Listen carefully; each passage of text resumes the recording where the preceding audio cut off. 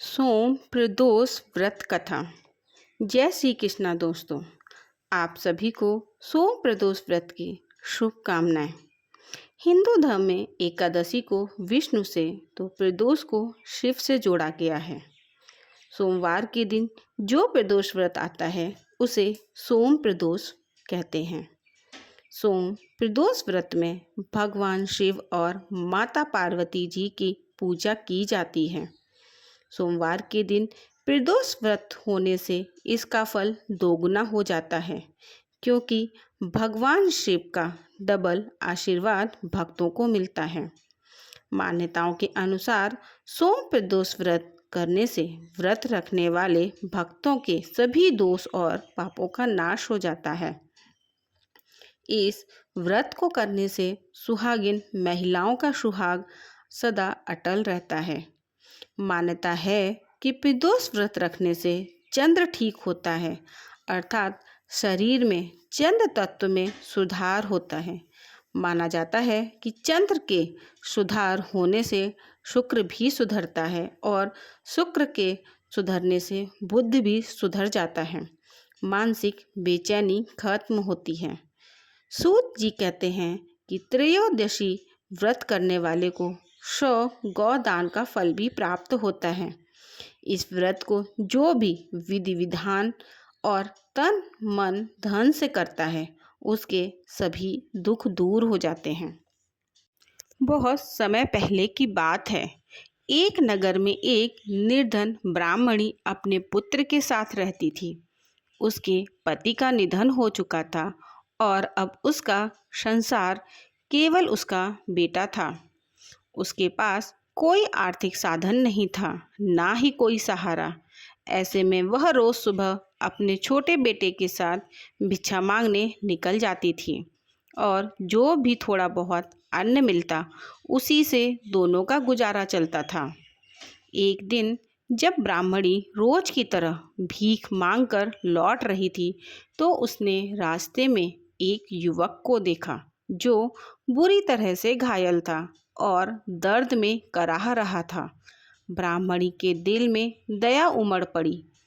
वह युवक की पीड़ा से द्रवित हो उठी और उसे अपने घर ले आई।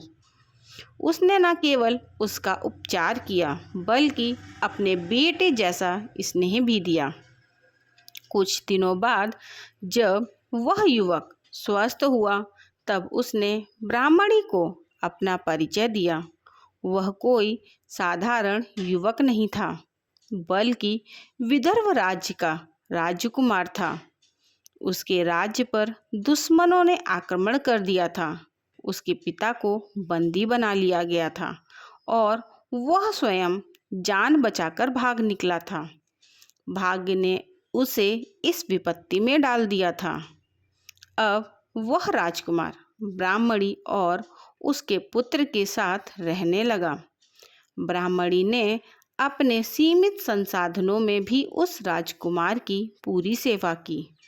इधर ब्राह्मणी हर सोमवार को सोम प्रदोष व्रत श्रद्धा और नियम पूर्वक करती थी।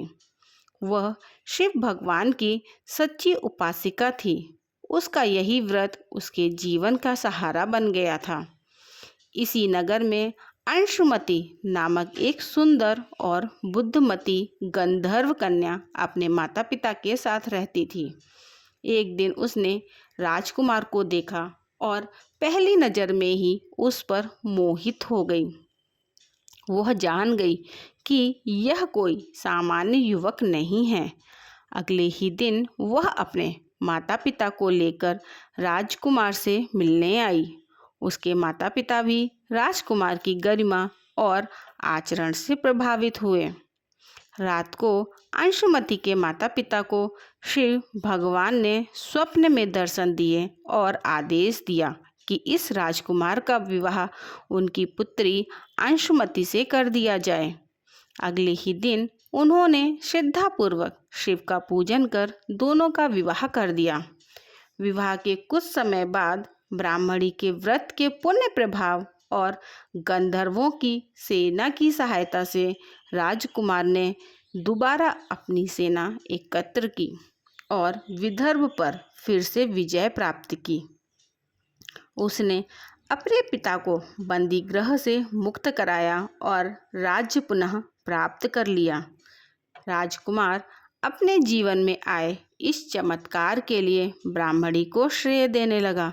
उसने ब्राह्मणी के बेटे को अपना प्रधानमंत्री बना दिया और स्वयं गंधर्व कन्या अंशुमति के साथ राजपाट का संचालन करने लगा। उस दिन से लेकर जीवन भर वह हर सोमवार को सोम प्रदोष व्रत करता रहा।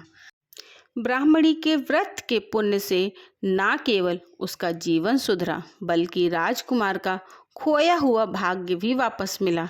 इस कथा से यह स्पष्ट होता है कि यदि श्रद्धा और भक्ति से भगवान शिव की उपासना की जाए तो जीवन की सबसे कठिन परिस्थितियां भी सरल हो जाती हैं। उपरोक्त जानकारी विभिन्न माध्यमों से आप तक पहुंचाई गई है, अतः उपयोगकर्ता इसे जानकारी समझकर ही ले। दोस्तों, आपको यह जानकारी कैसी लगी कृपया कमेंट करके जरूर बताएं। वीडियो पसंद आया हो तो लाइक करें और ऐसी और भी बहुत सारी जानकारियों को सुनने के लिए चैनल को सब्सक्राइब करें। कमेंट बॉक्स में हर हर महादेव जरूर लिखें। धन्यवाद।